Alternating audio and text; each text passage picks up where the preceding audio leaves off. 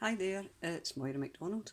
Um, a kind of unusual video for me, I suppose. It's really just a quick run through of The Big Shot and what The Big Shot does.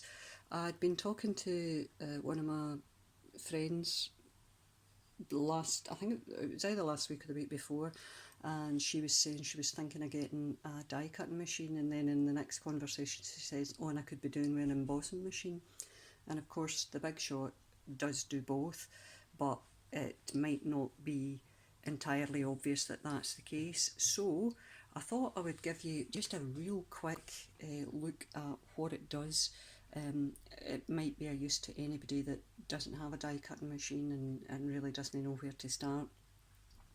I've had this particular Big Shot for quite a number of years. Sorry, I should move my hands because I know folk get really annoyed when there's only speaking in a video and there's no movement at all and they don't know if it's working or not, if they've turned it down.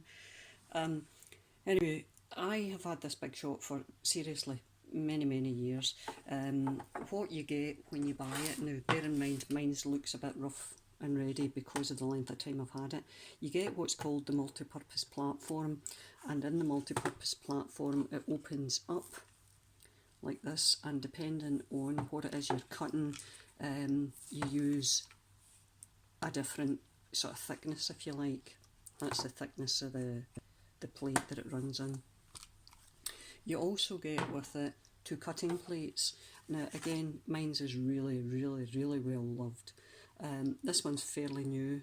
I broke one, and considering I've had the thing probably more than 10 years, to have broken one in that length of time isn't bad.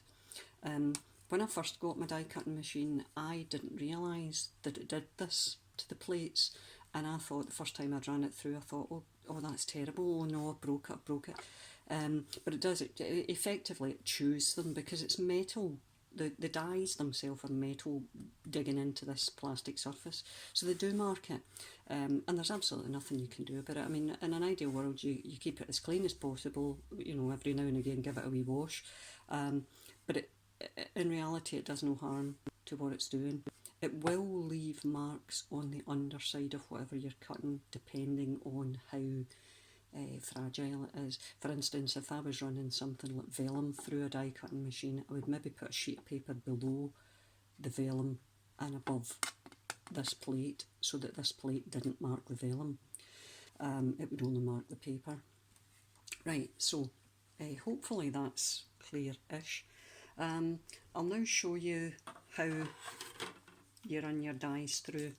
For the majority of dies, when you're going to cut something, you basically run it through like this. Your die with paper below it, and then your plate and one of the plates on top of it on just this. And it does point out to you that this itself is not a cutting surface. You really do need to tip the plastic plates, but the plastic plates are sold with it. So I'll put that in there, put that there. I'll get a wee die, oops, dropped a wee bit of paper, get a wee die here, it's a wee perfume bottle, and I'll put it on top of this, put my other plastic plate on top of the die, and then we run it through by turning this handle, and it cuts it. That's not cut that. I can tell that's not cut that because it didn't make any noise as it went through. So what we'll do is we'll close them over and we'll use it as if it was, it describes here, sorry, wafer thin dies. Now this is a wafer thin die. It's not a Sizzix die, doesn't need to be a Sizzix die to use a Sizzix Big Shot. It can be any die at all, and I think this particular die I got on eBay, and it's one of there's a lot of Chinese dies floating about. Right, so we run that through. I can feel it a wee bit tight. Run it back again, and that hopefully will have given it a better cut. Because sometimes you don't always get a perfect cut the first time it goes through. And you can do all sorts of things to make it cut. You can change, you can turn it round like that and run it through again. You'll probably find that just that adjustment of the angle is enough to get it to cut.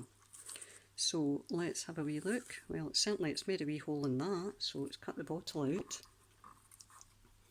There's the wee bottle there. Now see if you look at the die itself, see how there's these wee crisscrosses on it? These aren't actually cutting surfaces. The only cutting surfaces are the lines that are raised. That's quite flat, but that can emboss this. So to emboss it, let me see what we need to use here. I think to emboss it, what you do is, I don't do this very often, you follow the plan either here or here. I'm not sure which one it is. I think it might be this one. We'll try this. Right, so I put my plate back in. Then I've got a silicone mat. Now the silicone mat isn't sold with it. You need to buy it separately, which I don't think is great. In an ideal world you would get everything to be able to use your machine, but this is it. It's not overly expensive. I think it was something like £5 or something. So you get that. You put your die, make sure your die's right in the paper again. Sit it on top of that. Now despite it being rubber, it won't cut through, so don't worry about that. And then you run it through again. And I don't think that's gave it enough pressure. You can generally tell when you're running it through if it's gave it enough pressure. Bear in mind again that mine's, because it's older, no, it's not giving it enough pressure. Because it's older, it's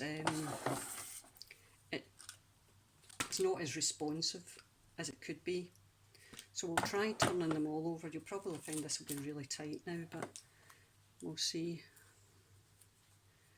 Put in my wee bottle again, and that, and my sheet on top. Yeah, it's pretty tight. In fact, it's too tight. If you find it being too tight, then there's absolutely no point in trying to run it through. Just bear with me a second, because we'll come up with a plan here. Right, so the actual Sizzix embossing sheet isn't giving it enough pressure on my machine, because my machine's kind of old, so it's well used. But I have another alternative, because when I bought my machine,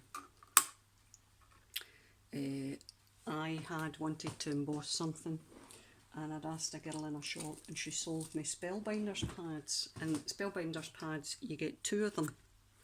So what we can do is we can put 2 layers on top of that and run it through again. See this time. Right, I can feel the pressure this time, and hopefully that's enough for it to have embossed. Sorry, I'm knocking everything off my table here because I've got a lot of stuff lying at the side. Let's see. Oh, static electricity is a bit of an issue. Right, I've lost that, but I can glue that back on.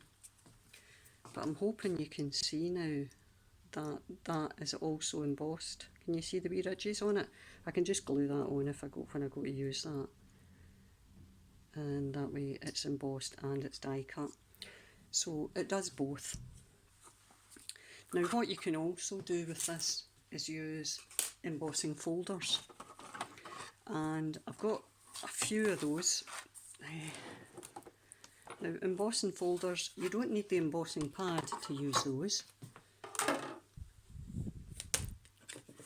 The folders come like this, and I've got a raised side there and a kind of indentation side there. So when you're going to use it and you want your thing to be embossed, you put it in. Generally, most of them have a name on them, and you always keep the name up towards you so that you see the embossed side coming through. And we'll run this wee bit through. And it's quite tight again, so I know it's doing something. Open that up.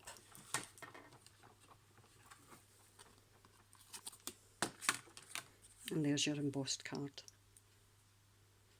with the embossed pattern. So that's pretty much what the Big Shot can do. It can cut and it can emboss.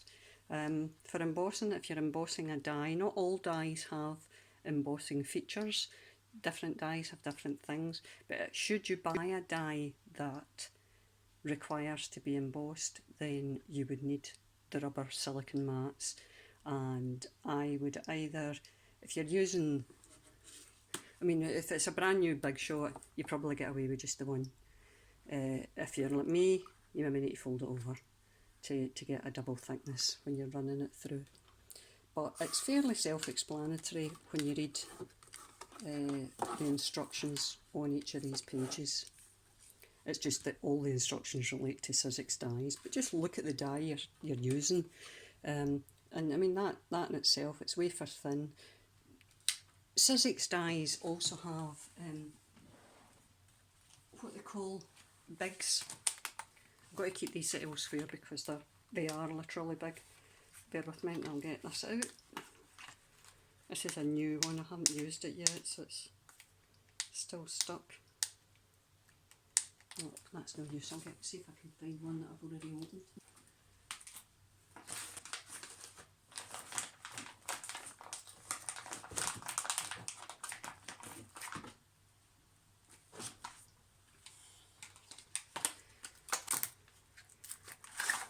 When you're using a Biggs die, like so this one, that's a Tim's Holtz die, this is a Biggs.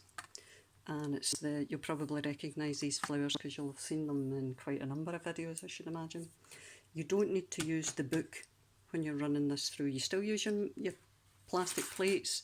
You know, you'll have your plastic plate below that, you'll have your paper on top, and then your other plate, and you just run it through like that. You don't need to use this multi-purpose platform thing that comes with a Big Shot.